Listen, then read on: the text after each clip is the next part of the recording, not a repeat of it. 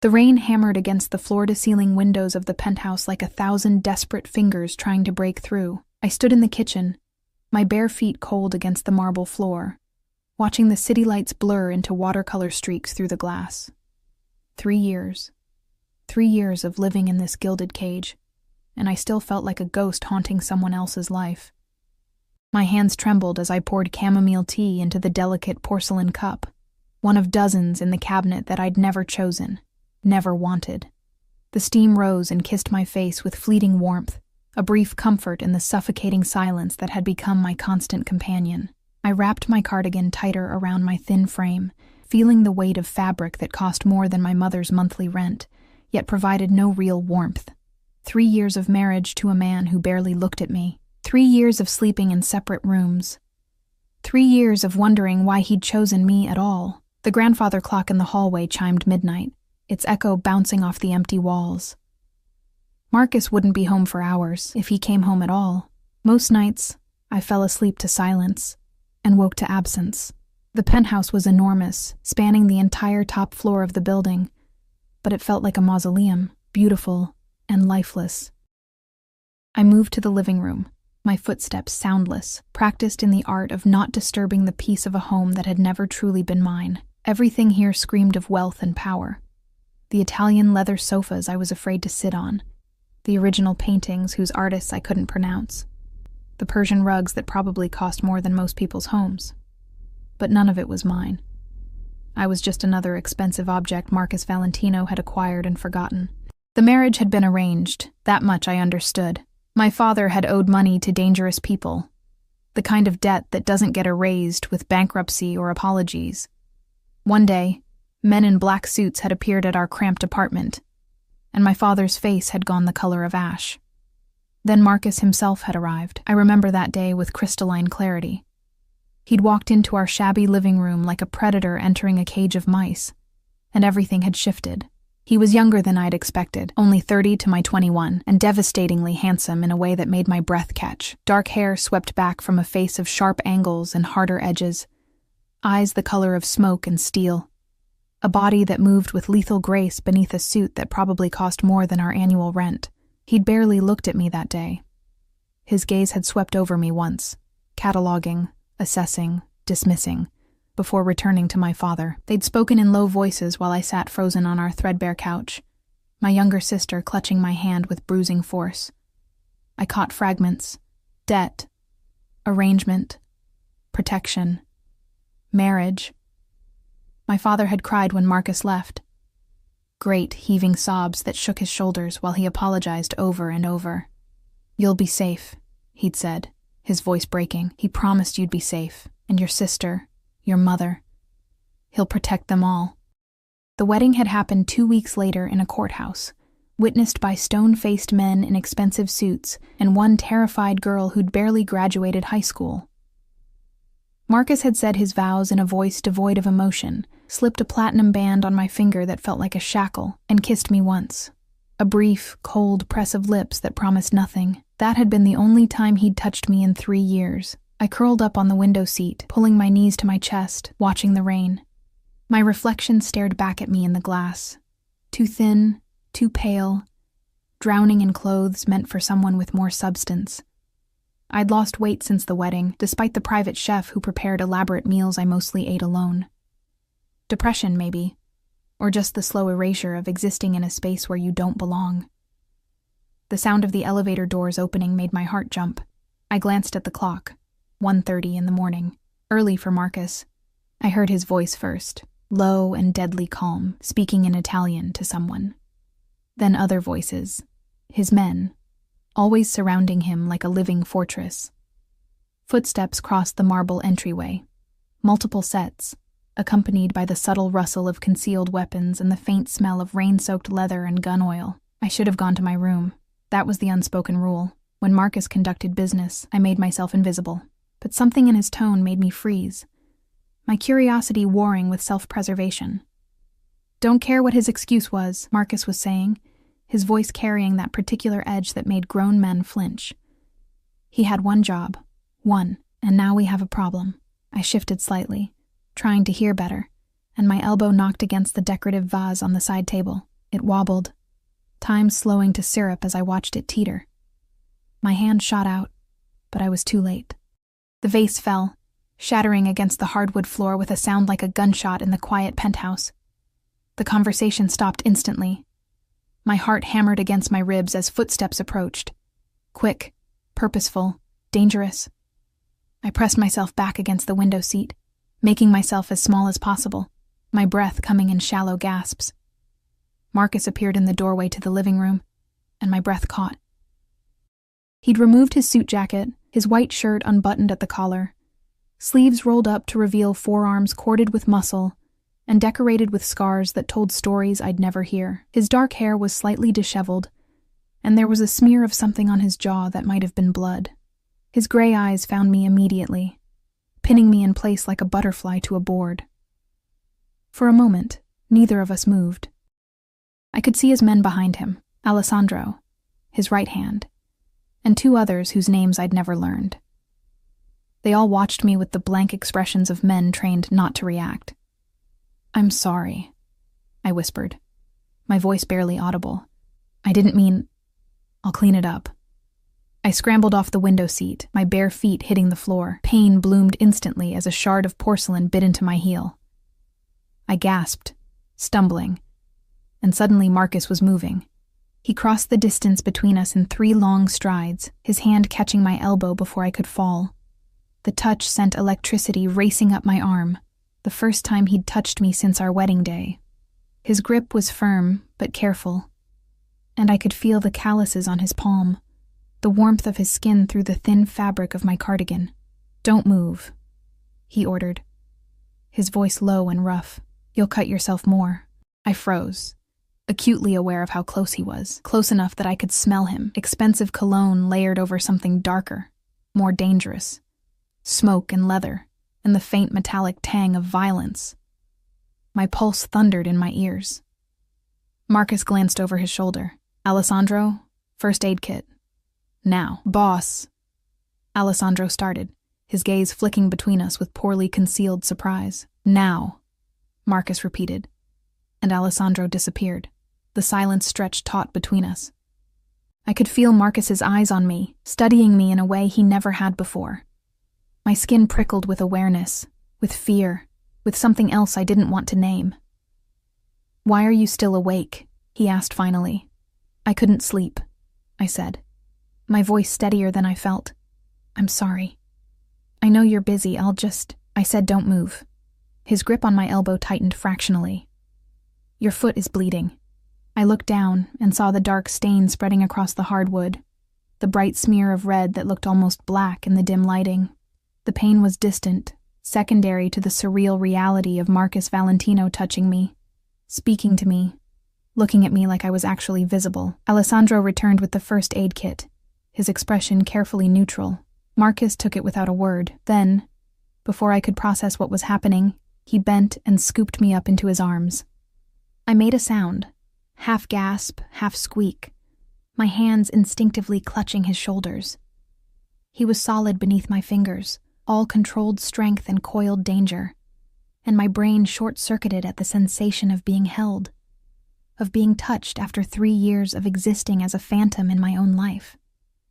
Marcus carried me to the kitchen, his men parting silently to let us pass, their faces betraying nothing.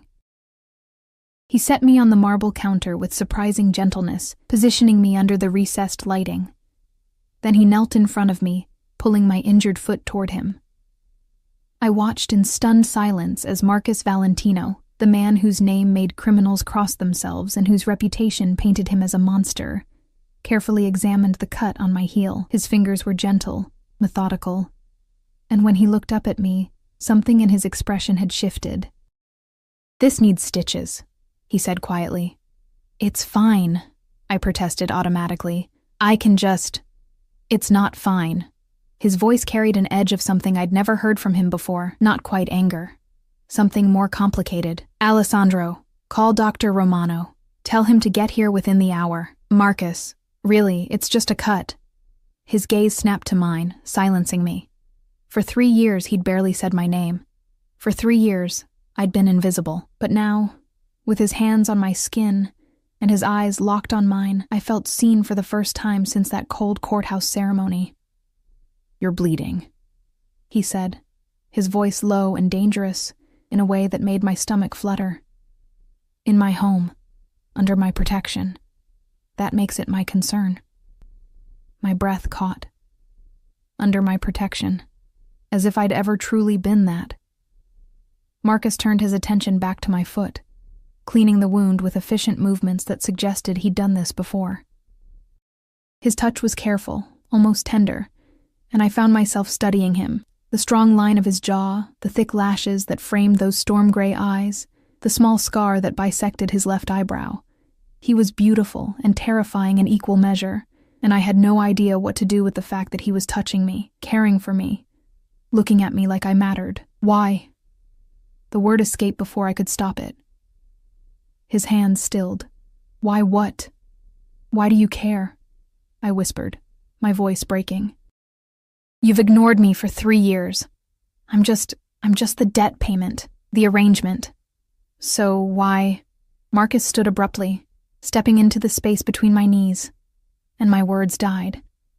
He was close now, closer than he'd ever been, and I could see the flecks of darker gray in his eyes, could feel the heat radiating from his body. "You think I ignore you?" His voice was soft, deadly. One hand came up to cup my jaw, tilting my face up to his, and I couldn't breathe. "Cara Mia, I'm aware of every breath you take in this house, every meal you barely touch, every night you can't sleep. I know when you cry in the shower so no one will hear. I know you rearrange the books in the library by color when you're anxious. I know you watch the rain and wonder if you made a mistake marrying a monster." My heart stopped. Don't lie to me." His thumb brushed across my cheekbone and I shivered. "I've given you space because I thought that's what you needed. 3 years to adjust, to feel safe, to understand that I would never hurt you, but maybe—" He trailed off, his gaze dropping to my lips, and something hot and dangerous coiled in my stomach. "Maybe," he continued, his voice dropping to a rough whisper. "I've been going about this all wrong." The doctor arrived 47 minutes later, a thin man with silver hair and hands that moved with the precision of someone who'd stitched wounds in less than ideal circumstances. Marcus didn't leave my side while Dr. Romano worked, his presence a solid wall of heat and danger at my back. 3 stitches, the doctor announced, snipping the final thread. "Keep it dry for 48 hours. No walking unless necessary." He glanced at Marcus with the wary respect of someone who knew exactly who he was dealing with. "I'll return in a week to remove them." Marcus nodded once, dismissing him with that subtle shift of his shoulders that made men move. Alessandro escorted the doctor out, and then it was just us. Me sitting on the kitchen counter with my bandaged foot, Marcus standing close enough that I could count his heartbeats if I dared. "You should rest," he said. But he made no move to step away. "I can walk to my room." "No." The word was absolute. "You heard the doctor." Before I could argue, he lifted me again, cradling me against his chest like I weighed nothing. My hands found his shoulders automatically, fingers curling into the expensive fabric of his shirt. I could feel his heart beating steady and strong beneath my palm, could smell the subtle scent of his cologne mixed with something uniquely him. He didn't take me to my room. Instead, Marcus carried me through the penthouse, past the guest room that had been mine for 3 years, down the hallway I'd never been invited to enter. His private wing.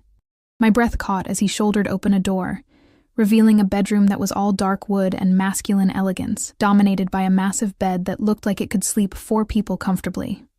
"Marcus," I started, panic fluttering in my chest. "You're not sleeping alone tonight." He set me down on the edge of the bed with careful precision. "Not with an injury, not where I can't—" He stopped, jaw tightening. "Just don't argue with me. Not tonight." I stared at him, my mind racing. 3 years of separate rooms, separate lives, and now this? I don't understand what's happening. Marcus exhaled slowly, running a hand through his hair in a gesture that almost looked uncertain, except Marcus Valentino didn't do uncertain. He crouched in front of me, bringing us eye to eye, his hands resting on either side of my thighs, caging me in. I married you to save your family, he said, his voice low and rough. Your father's debt would have gotten him killed. Your mother, your sister, they would have been collateral damage. I couldn't. He paused, something dark crossing his face. I couldn't let that happen. But why? I whispered. Why would you care about some random family with debt? His jaw clenched. Because 15 years ago, my mother died because of debt my father couldn't pay. I was 14. I watched men drag her out of our apartment while my father begged. They said it was just insurance, just leverage. They brought her back 3 days later in a body bag. My heart cracked open. Marcus. I swore that day I'd never let it happen to another family if I had the power to stop it. His eyes met mine, and I saw the truth there. The boy who'd lost everything, who'd built an empire on blood and ruthlessness, to ensure he'd never be powerless again. When your father's debt came across my desk, I saw you. 21, working 2 jobs to help your family, so fucking brave and breakable. And I knew I couldn't let them touch you. So you married me. The pieces were falling into place, but they created a picture I didn't understand. But why keep your distance? Why 3 years of barely speaking to me? Marcus's hands curled into fists against the mattress. Because you were terrified of me. I saw it in your eyes at the wedding, the way you flinched when I kissed you, the way you trembled when I touched you. You thought I was a monster, and maybe I am, but I didn't want you to live in fear. His voice dropped. I thought if I gave you space, time, you'd eventually feel safe here. That maybe someday you'd look at me without that fear in your eyes. I'm not afraid of you, I said, the words tumbling out before I could think. His gaze snapped to mine, sharp and searching. You should be. Maybe. I swallowed hard, my heart hammering. But I'm not. I never was, not really. I was afraid of the situation, of losing my family, of being trapped. But you? I shook my head. You've never hurt me, never even raised your voice at me. You just disappeared. Something shifted in his expression, surprise, hope, hunger, all tangled together in a way that made my stomach flip. You've been lonely. It wasn't a question, but I answered anyway. Yes. So have I. The confession seemed to cost him something. Every night, knowing you were sleeping Wanting down to the hall, go to you, but alone. thinking I was doing the right thing by staying away. His hand lifted, hovering near my face like he was afraid to touch. I've been a fool, Arya, the sound of my name on his lips. The first time he'd said it in 3 years broke something inside me. What changed? Tonight, I mean. Why now? Marcus's expression darkened, because tonight I almost lost you, and I didn't even know it yet. Confusion furrowed my brow. What are you talking about? He stood, pacing to the window, his shoulders tight with tension. The conversation you overheard, the one that made you drop that vase. We have a problem. Someone's been asking questions about you, taking pictures, following you to the coffee shop you go to every Tuesday, the library where you volunteer on Thursdays. Ice slid down my spine. What? I've had men watching you since the day we married, Marcus said, his voice hard. Protection, always at a distance. But tonight, I found out someone's been tracking you for 3 weeks, and my men didn't notice until yesterday. He turned to face me, and the fury in his eyes was terrifying. Someone is targeting my wife, and that means someone is challenging me. The word wife hit differently this time, laden with possession and promise. Who? That's what I'm going to find out. He crossed back to me, cupping my face in both hands, tilting it up to his. But understand this, Arya. Everything changes now. No more separate rooms. No more distance. You're mine, and I protect what's mine. Anyone who tries to touch you will learn exactly how much of a monster I can be. My breath came in shallow gasps. This close, I could see the barely leashed violence in him, the predator who'd killed and conquered to build his empire. But beneath that, I saw something else. Genuine fear. Fear for me. I need to know you understand, Marcus continued, his voice dropping to that dangerous softness. From this moment forward, you don't leave this penthouse without my men. You don't go anywhere I haven't cleared, and you definitely don't sleep in that lonely room down the hall anymore. His thumbs stroked across my cheekbones. I've tried to be noble, to give you the space you needed, but someone just declared war by threatening you, and I'm done pretending I don't want you in my bed, in my life, in every possible way. Marcus. I didn't know what to say, how to process the intensity of his words, the heat in his eyes. Tell me you understand, he demanded softly. Tell me you'll let me protect you. I understand. The words came out steadier than I felt. But I need something too. His eyes narrowed slightly. What? Honesty. I placed my hand over his heart, feeling it thunder beneath my palm. No more secrets. No more distance. If this is real, if we're really doing this, then I need to know you, not the monster everyone fears, but the man behind it. For a long moment, Marcus just stared at me. Then slowly he nodded. Honesty. I can do that. His lips curved into something that wasn't quite a smile, though you might not like everything you learn. Try me. He studied my face like he was memorizing it, his hand still cradling my jaw. I've wanted you since the day I first saw you. When I walked into that apartment and saw you sitting there in your worn jeans and oversized sweater, trying so hard to be brave while your world fell apart, something in me just claimed you. It was instant and absolute, and it terrified me. My heart stuttered. Why would that terrify you? Because men like me don't get to want things. His voice was raw, stripped of the usual control. We take what we need and destroy what threatens us, but wanting, that's vulnerability. That's a weakness enemies can exploit. His forehead touched mine, and I could feel his breath against my lips. But I looked at you and wanted anyway.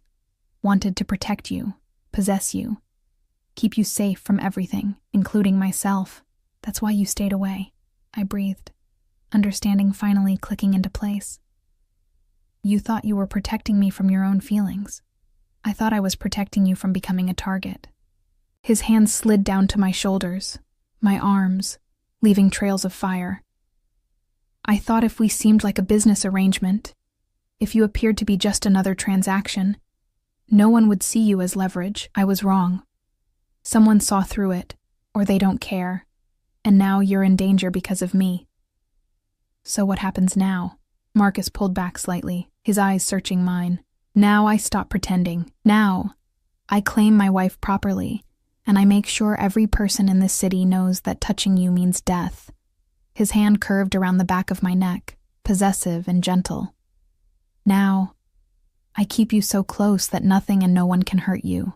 The intensity in his voice, in his touch, made my pulse race. That sounds like a cage, a gilded cage, Karamia. But yes, he didn't lie. Didn't try to soften it. I won't apologize for keeping you safe, even if it means locking you away from the world. I should have been angry. Should have fought against the idea of being confined, controlled. But looking into Marcus's eyes, seeing the genuine fear there mixed with hunger and possession, I found I couldn't summon the outrage.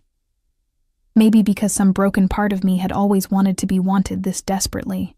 Or maybe because 3 years of loneliness had left me starving for connection, even if it came wrapped in danger and obsession. Okay, I whispered.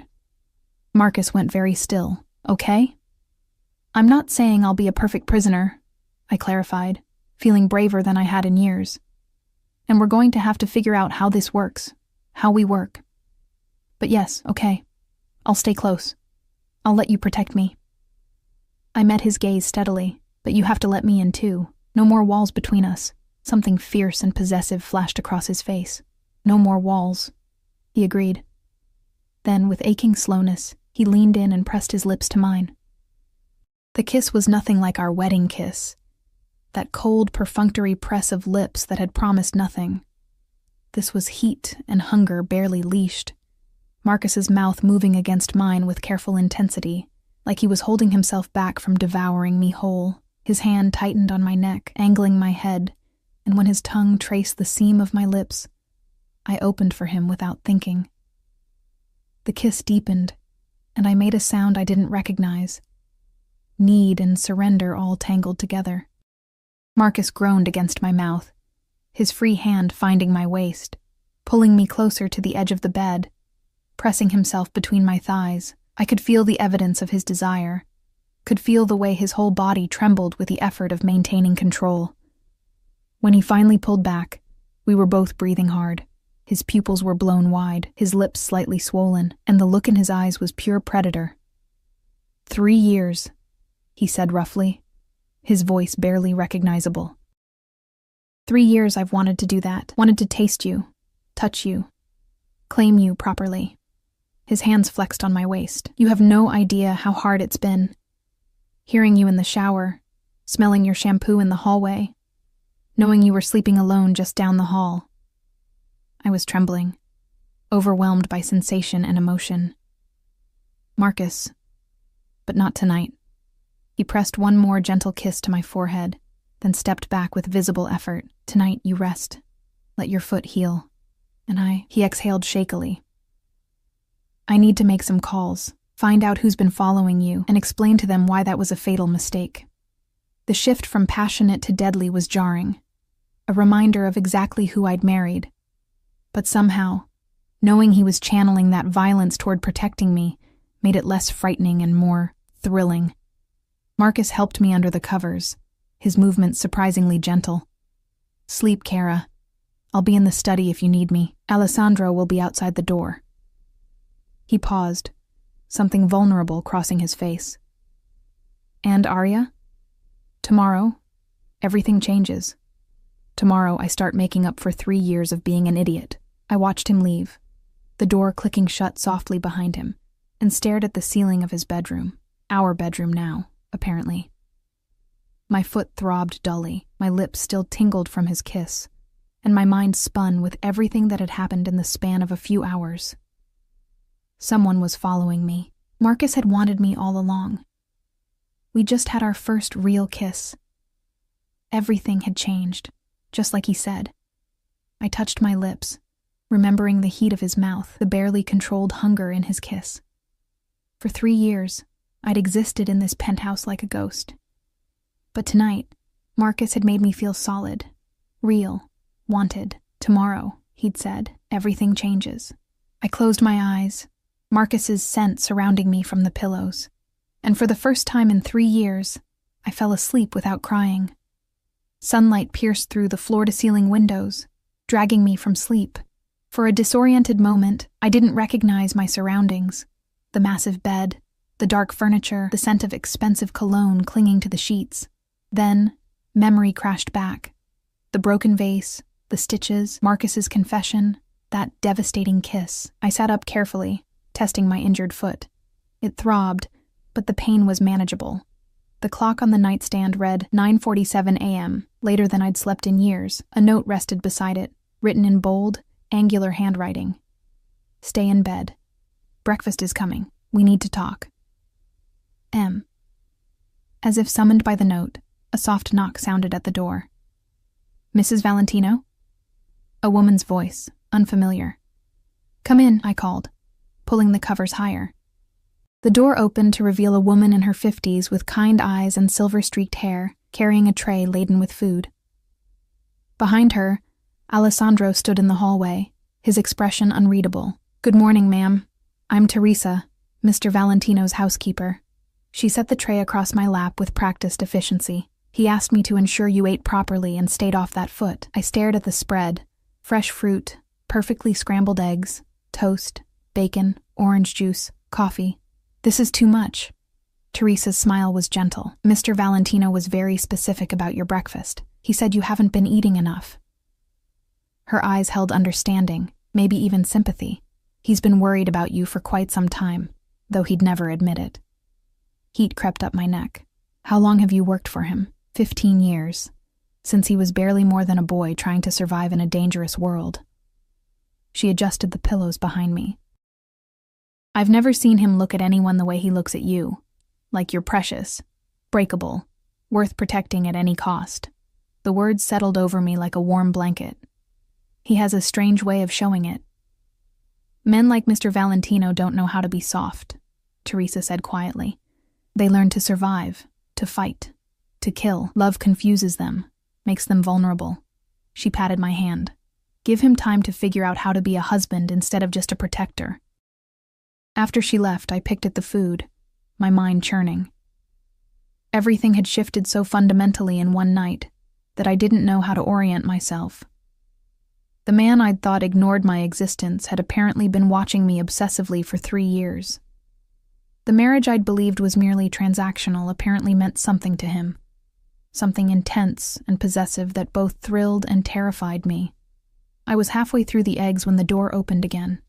Marcus filled the doorway, and my breath caught. He'd showered and changed into fresh clothes, dark slacks and a black shirt that emphasized his broad shoulders. His hair was still slightly damp, and there was a hardness to his expression that suggested he hadn't slept. "You're eating," he observed, closing the door behind him. Teresa made it impossible to refuse. A ghost of a smile touched his lips. "Good. That's why I hired her." He crossed to the bed, sitting on the edge with careful distance between us. "How's your foot?" "Sore, but fine." I set down my fork, studying him. "Did you sleep at all?" "No." His jaw tightened. I had calls to make, information to extract. The casual way he said extract made my stomach flip. "Did you find out who's been following me?" Marcus's eyes went cold, the temperature in the room dropping several degrees. "Yes, and they've been dealt with." "Dealt with," I repeated slowly. "What does that mean?" He held my gaze, unflinching. "It means they won't be bothering you again. Ever." The implication was clear. Someone had died because of me. I should have been horrified, should have recoiled. Instead, I felt a disturbing sense of safety. Who were they? Hired surveillance, low-level operators from a rival family. Marcus's hands curled into fists on his thighs. "But here's what concerns me. They were specifically instructed to document your routines, your vulnerabilities. Someone was gathering intelligence for a move against you." Fear skittered down my spine. "Against me specifically? Why?" "Because you're my weakness." The words were simple, devastating. "For 3 years, I kept you at a distance, thinking I was protecting you. But someone figured out the truth, that you matter to me, that hurting you would destroy me in ways no business loss or territorial fight ever could." I swallowed hard. "So what happens now?" Marcus shifted closer, his hand finding mine on the comforter. His fingers were warm, slightly calloused, and they intertwined with mine, like we'd done this 1,000 times before. "Now, we change strategy. Instead of keeping you in the shadows, I bring you into the light.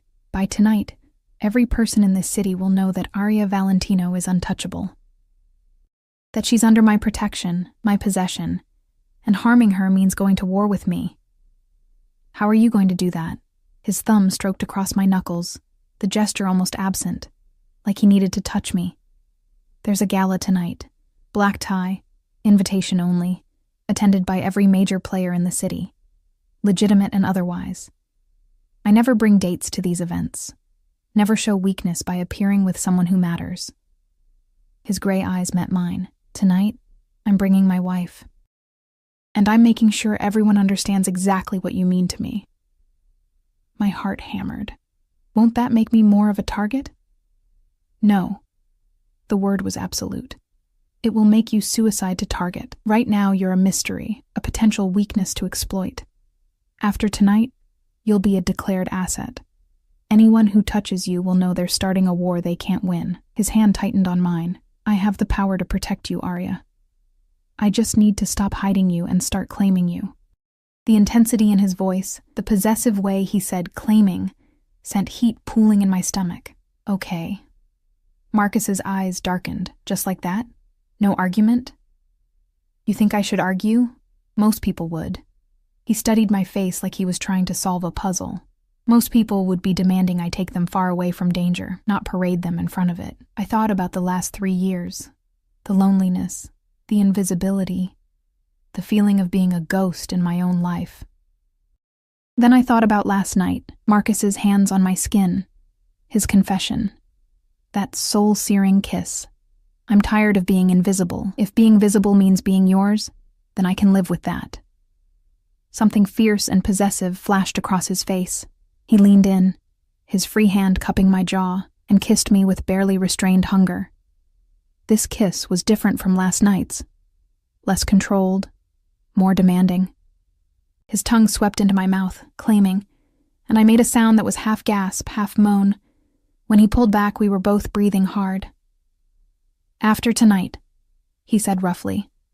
"There's no going back. You'll be mine in every way that matters. In the eyes of my world, in reality, in this bed."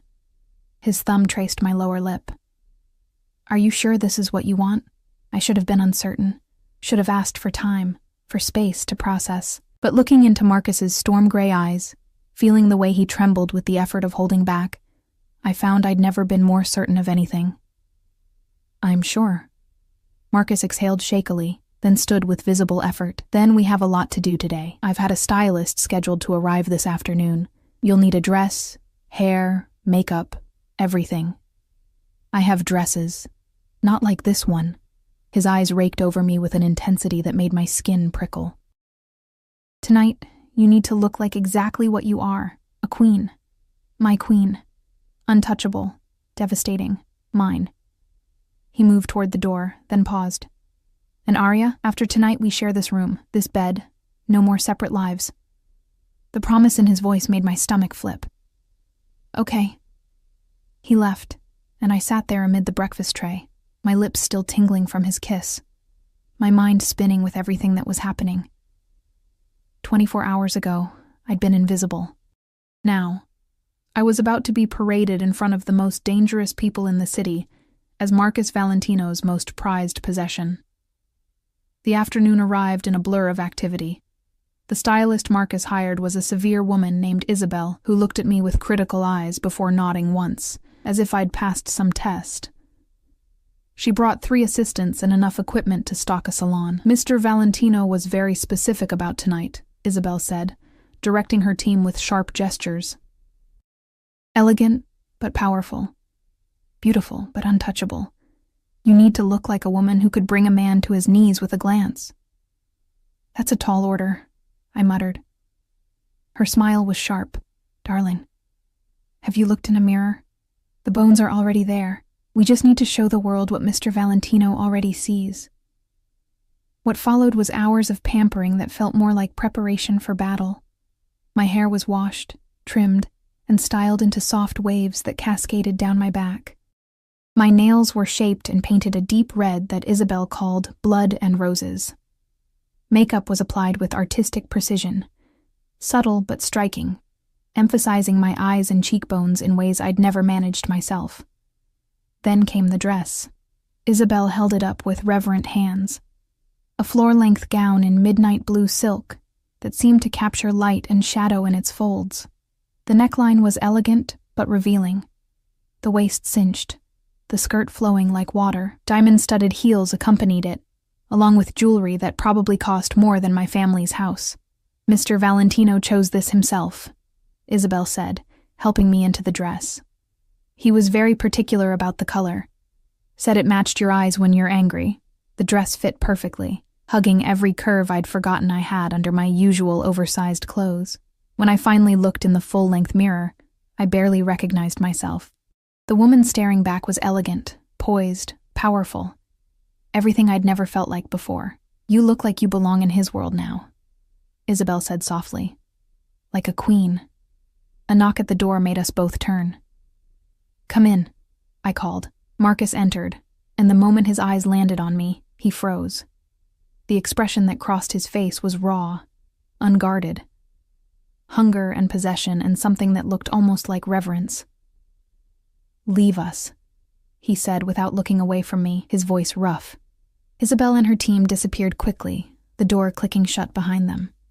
Marcus crossed the room slowly, circling me like a predator, his gaze cataloging every detail. "Do you have any idea," he said finally, stopping in front of me, "how beautiful you are, how every man at that gala is going to want you the moment you walk in?" My breath caught. "Marcus, but they can't have you." His hand found my waist, pulling me flush against him. "Because you're mine. Every gorgeous inch of you belongs to me. And after tonight, everyone will know it." He leaned down, his lips brushing the shell of my ear. I'm going to make you shine, cara mia. And then I'm going to make sure the world knows that touching you means death. The possessive promise in his voice made me shiver. You sound very sure of yourself. I am. He pulled back enough to meet my eyes, and the intensity there stole my breath. I've spent 3 years holding back, being cautious, protecting you from afar. Starting tonight, that ends. Starting tonight, you're not just my wife in name. You're my partner, my obsession, my greatest weakness made into my greatest strength. That's a lot of pressure, I whispered. Marcus's smile was dangerous. You can handle it. You've survived 3 years married to a monster. Tonight you just have to stand beside him and look exactly like this, untouchable and mine. He stepped back, adjusting his cufflinks with practiced ease. He was devastating in his tuxedo, every inch the dangerous kingpin who commanded fear and respect in equal measure. The car is waiting. Are you ready? I took a shaky breath, looking at myself one more time in the mirror. The woman staring back looked ready for anything. Elegant, powerful. Marcus Valentino's equal. I'm ready. Marcus offered his arm, and I took it, feeling the solid strength of him beneath my fingers. As we walked toward the elevator, Alessandro and 2 other guards falling into formation around us, I realized that everything truly was changing. The invisible girl who'd haunted this penthouse was gone. In her place was a woman about to walk into the lion's den on the arm of the most dangerous man in the city. And somehow I wasn't afraid. The gala was held at the Palazzo, an exclusive venue that dripped old money and older secrets. Our motorcade, 3 black SUVs with bulletproof glass and armed men, pulled up to the red carpet entrance where photographers clustered like sharks scenting blood. Camera flashes exploded the moment our door opened. Marcus exited first, buttoning his tuxedo jacket with the casual confidence of a man who owned the world. Then he turned, extending his hand to me, and every camera swiveled in our direction. My heart hammered as I took his hand and stepped out. The midnight blue dress caught the light, the silk shimmering like water, and I heard the immediate buzz of speculation ripple through the crowd. Marcus Valentino never brought dates to these events. Marcus Valentino didn't have a personal life. And yet, here I was, my hand in his arm sliding possessively around my waist. Smile, he murmured against my ear, his breath warm. Let them see you're not afraid. I lifted my chin and smiled, letting the cameras capture this moment. The first time most of the city's elite were seeing Marcus Valentino's mysterious wife. His hand tightened on my waist, a gesture that looked affectionate but felt like a brand, a claim. We walked the red carpet slowly, Marcus nodding to various people but never stopping, never releasing me. I could feel eyes on us from every direction, curious, envious, calculating. By tomorrow, my face would be in every society column, every gossip blog. The invisible wife made visible. Inside, the palazzo was breathtaking. Crystal chandeliers cast rainbow prisms across marble floors. A string quartet played in one corner, while servers circulated with champagne and hors d'oeuvres. The room was filled with the city's power players, politicians, business moguls, and the criminal elite who operated in the shadows.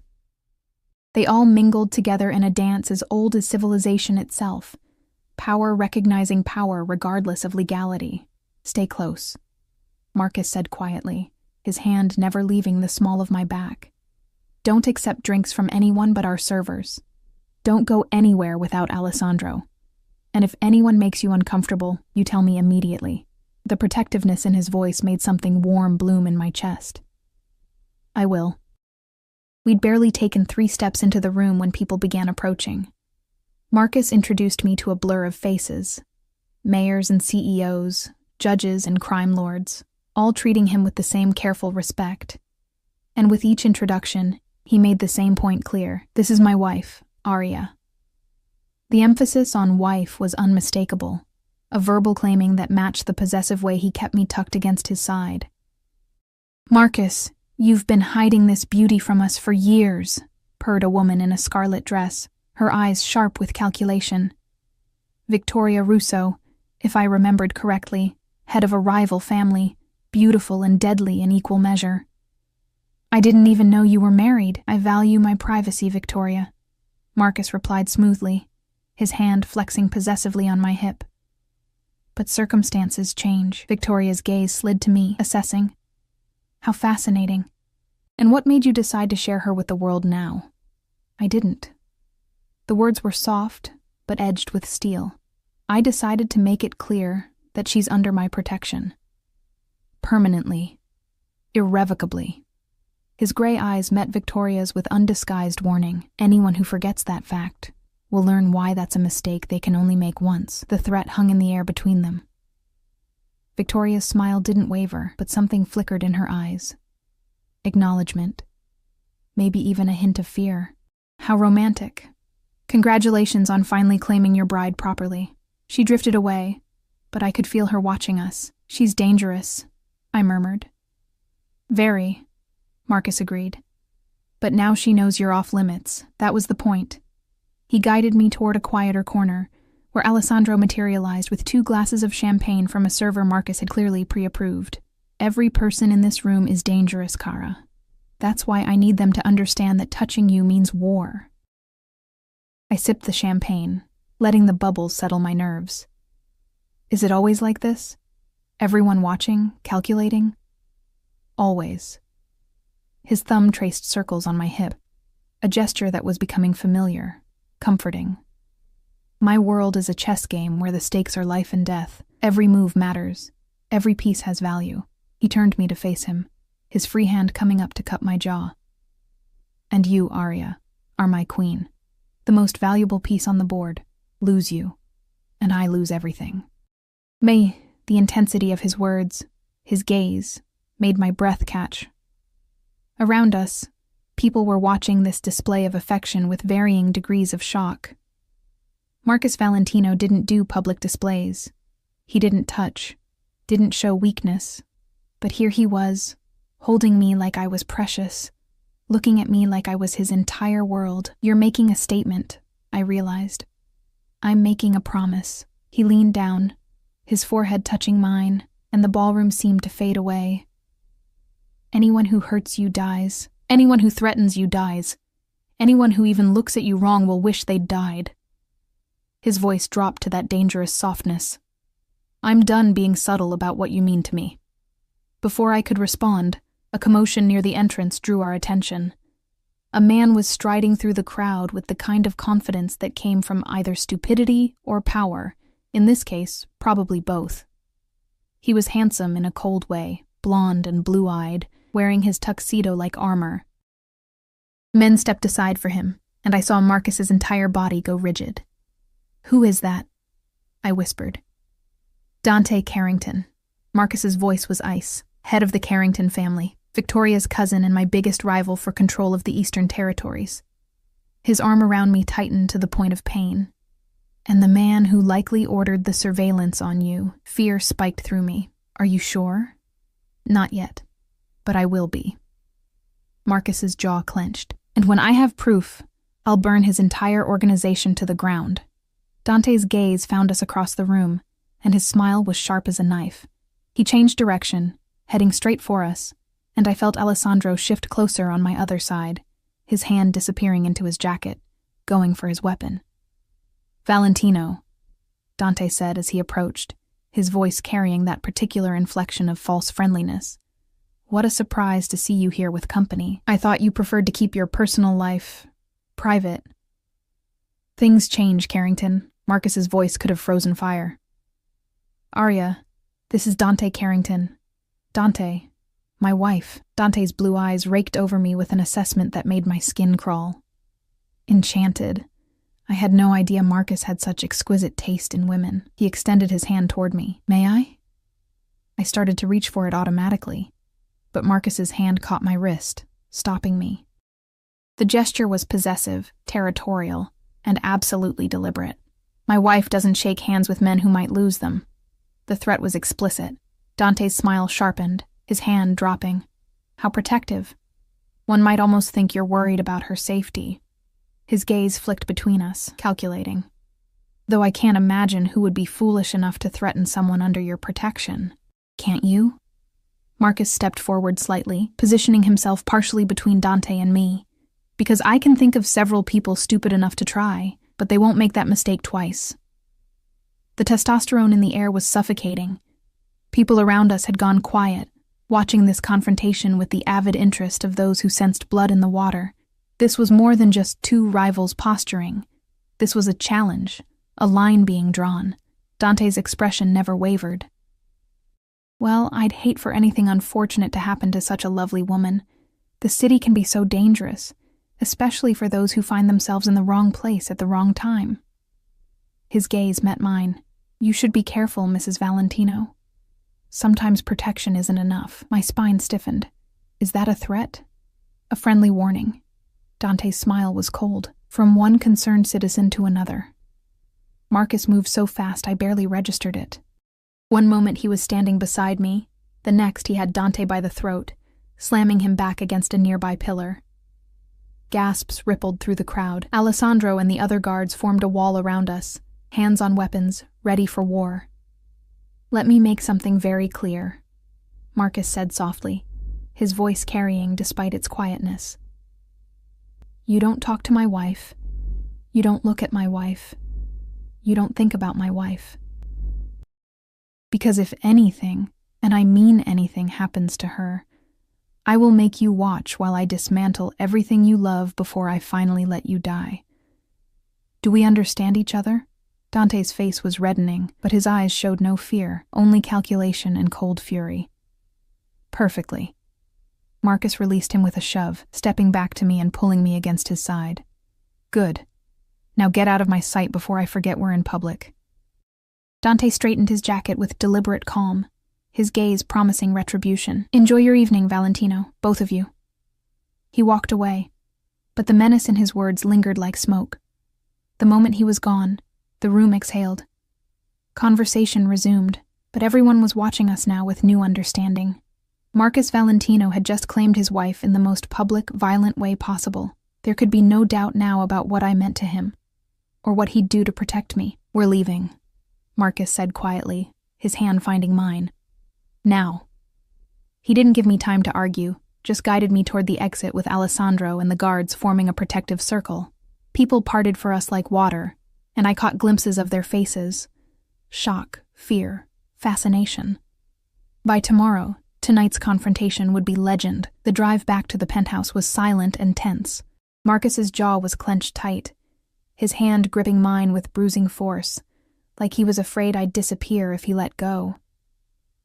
When we finally entered the penthouse, he dismissed the guards with a curt nod, then turned to me with eyes that burned. I shouldn't have lost control like that, he said, his voice rough. I shouldn't have. You were protecting me. I stepped closer, my hands finding his chest. You made it clear that I'm under your protection. Isn't that what tonight was supposed to be about? Not like that. He caught my hands, holding them against his heart. I wanted to kill him, Arya. The way he looked at you, the way he threatened you, I wanted to rip his throat out right there in front of everyone. The confession should have frightened me. Instead, it sent heat pooling low in my stomach. But you didn't. Because of you. His hands came up to frame my face, tilting it up to his. Because touching you, holding you, keeping you safe, that matters more than vengeance, more than pride, more than anything. His thumb stroked my cheekbones. You've made me weak, cara mia, and somehow, I don't care. I rose on my toes, my lips finding his. The kiss was hungry, desperate. 3 years of denial finally breaking. Marcus groaned against my mouth, his hands sliding down to my waist, pulling me flush against him. I could feel every hard plane of his body, feel the way he trembled with barely restrained need. Arya, he breathed against my lips, if we do this, if we cross this line, there's no going back. You'll be mine completely, in every way. I'm already yours, I whispered.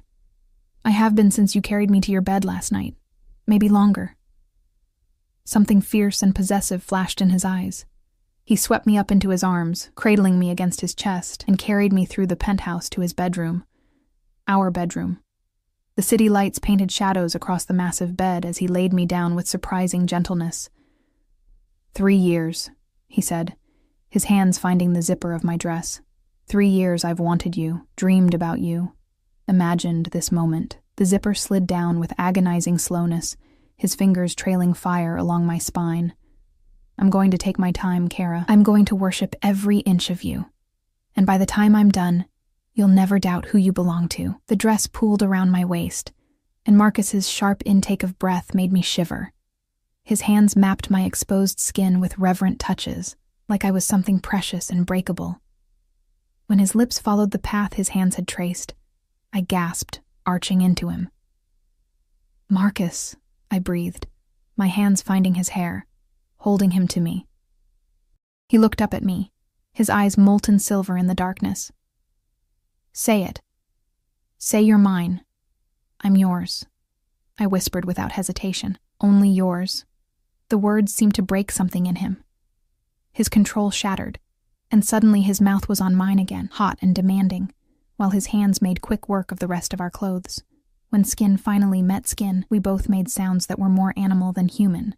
Need and hunger, and 3 years of desperate wanting. Marcus moved over me, positioning himself between my thighs, and paused. His forehead pressed to mine, his body trembling with the effort of holding back.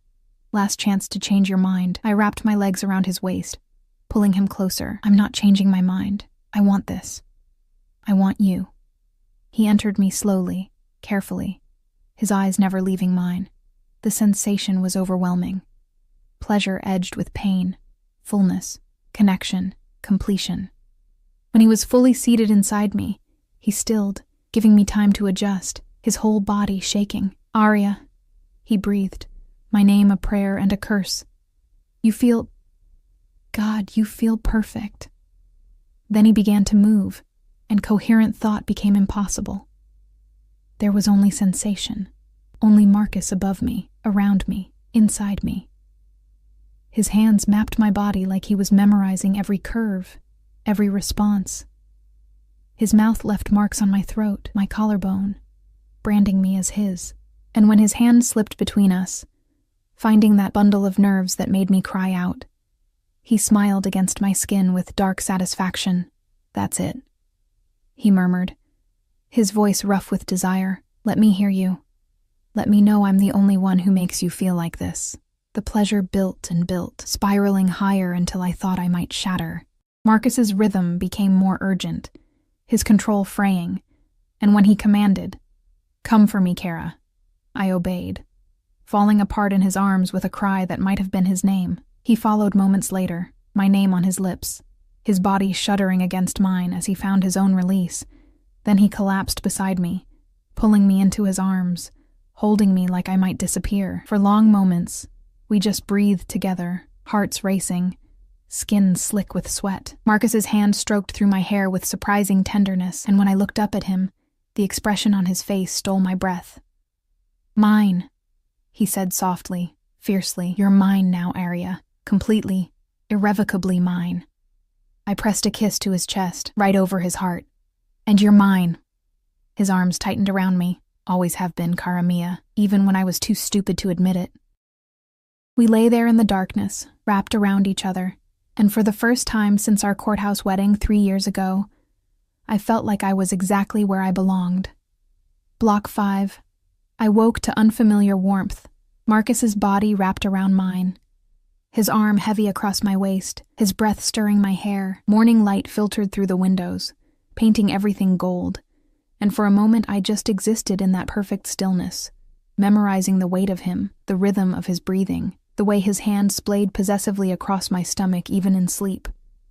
Then his phone shattered the peace. Marcus came awake instantly, the warrior replacing the lover in a heartbeat. He grabbed the phone from the nightstand, his voice sharp. "What?" I couldn't hear the response, but I watched his expression darken, his jaw clenching. "When?" A pause. "How many?" Another pause, longer this time. "Handle it. I'll be there in an hour." He ended the call and turned to me, his hand cupping my face with surprising gentleness. "I have to go. There's been a situation at one of the warehouses." Fear spiked through me. "What kind of situation?" "The kind that requires my immediate attention." He pressed a kiss to my forehead. Alessandro will stay with you. Don't leave the penthouse for any reason. I mean it, Arya. Marcus, promise me. His eyes were intense, worried. After last night, after what happened with Carrington, I need to know you're safe while I handle this. I swallowed my protest. I promise. He dressed quickly, efficiently, transforming from the passionate lover to the dangerous crime lord. Before leaving, he kissed me one more time, deep, possessive, promising. I'll be back soon. And Arya? Last night changed everything, for both of us. Then he was gone, and I was alone in the massive bed, my body still aching pleasantly from his touch, my heart full of emotions I couldn't quite name. The morning crawled by. Teresa brought breakfast, her eyes twinkling with knowing warmth when she saw which bedroom I'd emerged from. Alessandro stationed himself outside the door, polite but immovable. I tried reading, tried watching television, but my mind kept circling back to Marcus, where he was, what danger he was facing, when he'd return. It was nearly noon when my phone rang, an unknown number. I almost didn't answer, remembering Marcus's warnings, but something made me pick up. Hello? Mrs. Valentino. The voice was cultured, male, and sent ice down my spine. Or may I call you Arya? We haven't been properly introduced, though I feel like I know you quite well. My hand tightened on the phone. Who is this? Dante Carrington. I apologize for the informality of this call, but circumstances require directness. He paused, and I could hear the smile in his voice. Your husband is currently at the warehouse on 5th and Morrison, dealing with a little problem I arranged. A distraction, you might say. Terror gripped my throat. What do you want? To talk. Face to face. There are things you should know about your devoted husband. Things that might change your perspective on your marriage. His voice was smooth, persuasive. Meet me at the Meridian Hotel, penthouse suite. Come alone, or I'll ensure that warehouse fire spreads to buildings with far more innocent casualties. Fire? My voice cracked. You set a fire? A small one. Controllable for now, but these things can get out of hand so quickly. The threat was velvet-wrapped steel. You have 30 minutes, Arya. Don't disappoint me. And don't tell anyone. Not Alessandro. Not your husband's men. This is between you and me. The line went dead. My hands shook as I stared at the phone. This was a trap. It had to be. But if Dante had really set that fire, if he was threatening innocent lives, I thought of Marcus's face when he'd talked about his mother, about the helplessness he'd felt as a boy. I couldn't let people die because of me. I grabbed a coat and my purse, my mind racing. Alessandro was in the hallway, but there was a service elevator at the other end of the floor, one I'd discovered during sleepless nights of exploring. If I was quick, if I was quiet. 10 minutes later, I was in a cab, heading toward the Meridian Hotel. My phone clutched in my hand. I should call Marcus, should tell Alessandro, but Dante's threat echoed in my mind. People would die if I didn't go alone. The Meridian was sleek and modern, all glass and chrome. I gave Dante's name at the desk, and the concierge directed me to a private elevator that required a key card. My heart hammered as I rode up, watching the numbers climb, wondering if I was making the biggest mistake of my life. The elevator opened directly into the penthouse suite. Dante stood by the floor-to-ceiling windows, backlit by the city skyline, looking like he'd stepped out of a magazine. He turned when I entered, his smile sharp. Arya, thank you for coming. He gestured to a chair. Please sit. Would you like a drink? I want you to call off whatever you're doing at that warehouse. My voice was steadier than I felt. And then I want you to tell me what this is really about. Dante's smile widened. Direct. I like that. Marcus chose well. He moved to a bar cart, pouring amber liquid into 2 glasses. The warehouse is fine. The fire was contained 20 minutes ago. I needed to ensure you'd come without your husband's knowledge. Relief and fury warred in my chest. You manipulated me. I motivated you. He brought me a glass, which I didn't take. There's a difference. And before you get too angry, know that I'm about to give you information that Marcus should have shared years ago. I'm not interested in your games. Not even if they concern your father? That stopped me cold. Dante's eyes gleamed with satisfaction. I thought that might get your attention. Sit, Arya. This story requires context. Against my better judgment, I sat. Dante settled into the chair across from me, swirling his drink. 3 years ago, your father owed money to some very bad people. But did Marcus ever tell you why? He paused. Your father didn't gamble, didn't live beyond his means. The debt came from medical bills. Your mother's cancer treatment. Experimental procedures that insurance wouldn't cover. My stomach dropped. How do you know that? Because I made it my business to know everything about Marcus's wife. Dante leaned forward. Here's what's interesting. Those experimental treatments? They worked. Your mother's cancer went into remission. But the debt collectors didn't care about success stories. They wanted their money, with interest that would have enslaved your family for generations. Marcus paid the debt, I said quietly. That's why he married me. Partially. Dante's smile was cold. But here's what Marcus didn't tell you. I was the one who originally held your father's debt. Not some nameless criminals, me. I bought it specifically to use as leverage against Marcus. The room tilted. What? Marcus and I have been at war for years over the Eastern Territories. Your family was supposed to be my leverage. Threaten them, force Marcus to back down, or watch innocents suffer. Dante shrugged.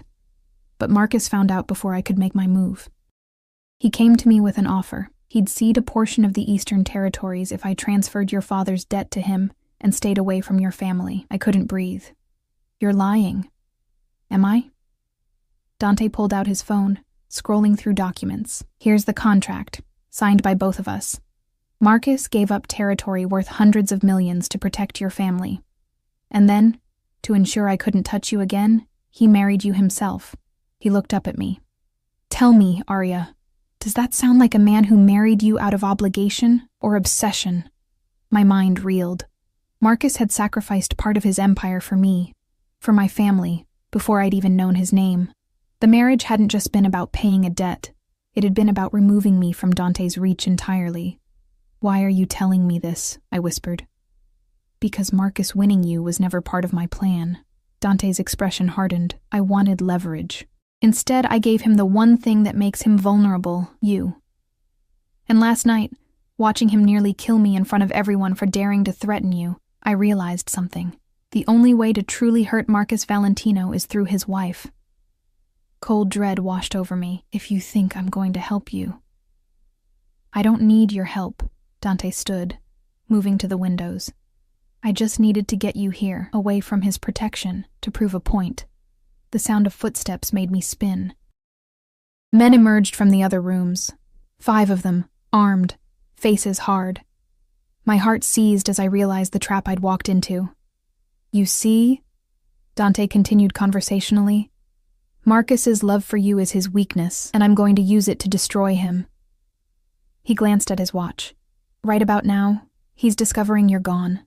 In approximately 10 minutes, he'll receive a video showing you here, in my custody. And then he'll come for you, exactly as I've planned. Terror and fury warred in my chest. You're using me as bait, essentially. Dante's smile was cold. Marcus will come alone because I'll threaten to hurt you if he brings his army.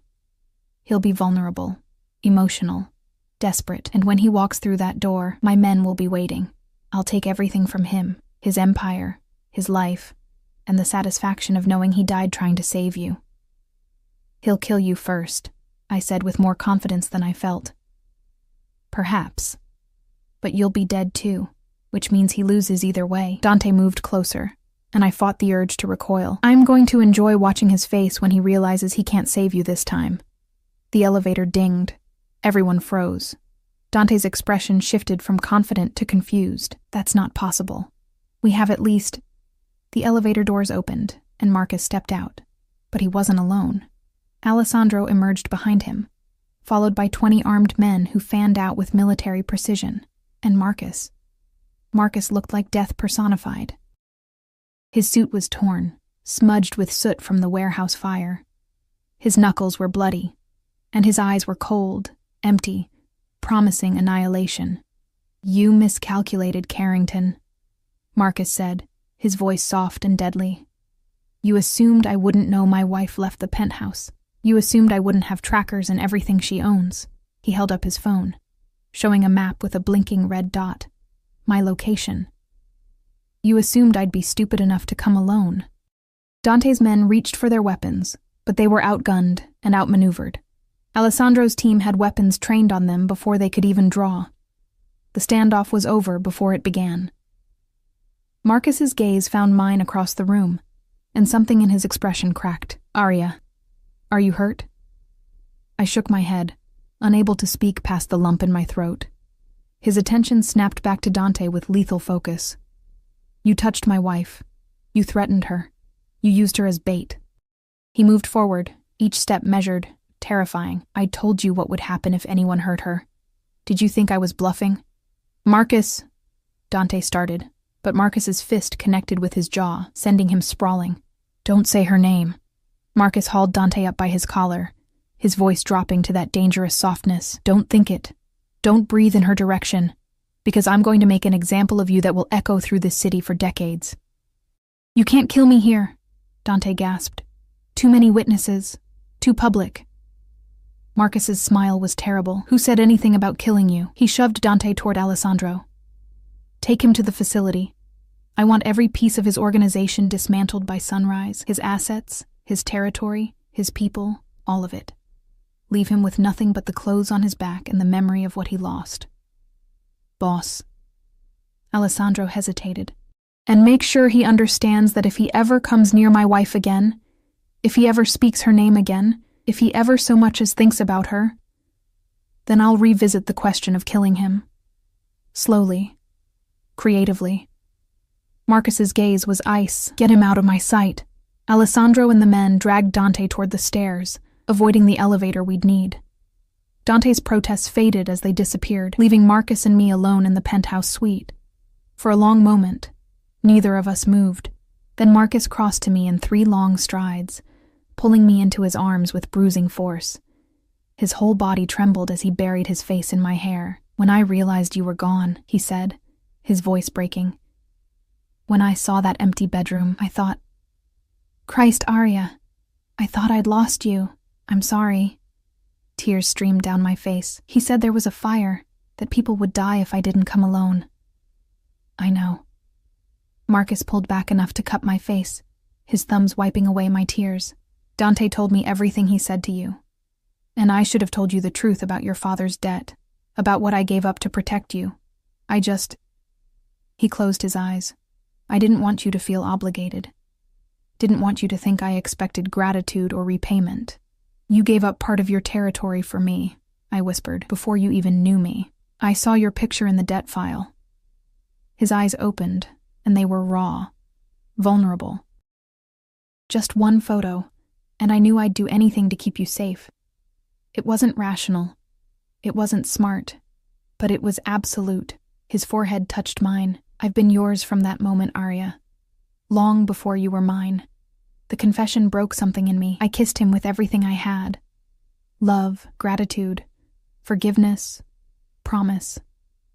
He responded desperately, his hands tangling in my hair, holding me like I might disappear. When we finally broke apart, both breathing hard, Marcus rested his forehead against mine. We're going home. And then we're going to talk about you, ever leaving my sight again. I thought I was protecting you, I protested weakly. I'm supposed to protect you. His voice was fierce. That's my job, my purpose, my entire reason for existing. You don't get to sacrifice yourself for me, Kara. That's not how this works. Then how does it work? Marcus's expression softened. We protect each other. We trust each other. And we never, ever face danger alone again. He pressed a kiss to my forehead. Can you live with that? I thought about the last 3 years of loneliness, about last night's passion, about this morning's terror, and this moment's relief. Yes, I can live with that. Good. He lifted me into his arms, carrying me toward the elevator. Because you're stuck with me now, Mrs. Valentino. For better or worse, in danger and in safety for the rest of our lives, I can think of worse fates. I murmured against his chest. His arms tightened. So can I. Cara mia. So can I. 3 months later, I stood in the penthouse kitchen making tea, watching the rain streak down the windows, But this time, the silence didn't feel suffocating. This time, I knew Marcus would be home soon.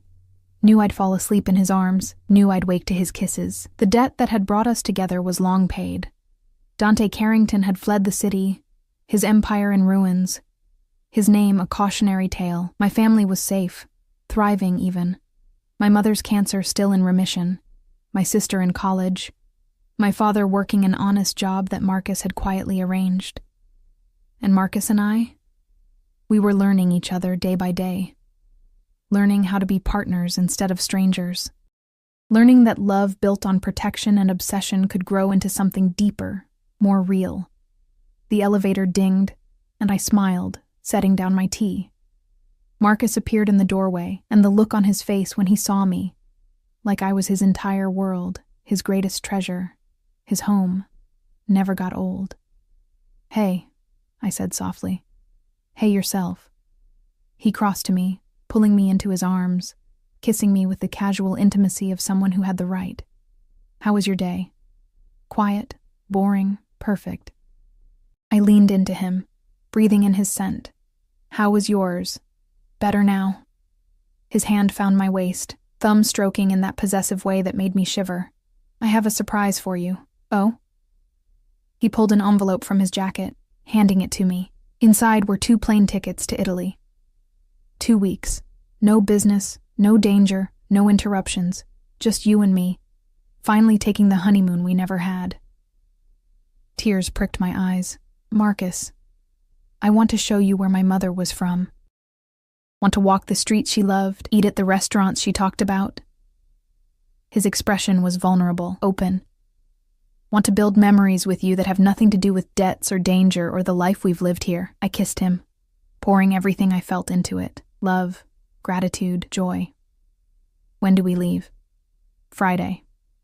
His smile was real, unguarded. "Think you can be ready by then?" "I've been ready for 3 years," I murmured against his lips. I just didn't know it yet. Marcus's arms tightened around me, and we stood there in the kitchen, rain falling outside, the city lights beginning to glow as dusk approached. We'd started in darkness, a marriage born from debt and desperation. But somehow impossibly we'd found light. "I love you," I whispered, the first time I'd said the words aloud. Marcus went still, then pulled back to look at me, his eyes blazing. "Say it again." "I love you, Marcus Valentino." Obsessive, possessive, protective mine. His kiss was fierce, claiming, promising forever. When he finally pulled back, his voice was rough with emotion. "I love you too, Arya. More than territory, more than power, more than my own life. You're everything." And in that moment, with the rain falling and the city glowing and Marcus's arms around me, I knew we'd be okay. The debt was paid, the danger was past, and what remained was just us, 2 broken people who'd found healing in each other, who'd built love from the ashes of obligation. It wasn't the fairy tale I'd dreamed of as a girl. It was better, real, hard-won, ours. After 3 years of marriage, Marcus Valentino had finally touched me. And everything had changed, everything except the one truth that mattered most. We belonged to each other, now and always.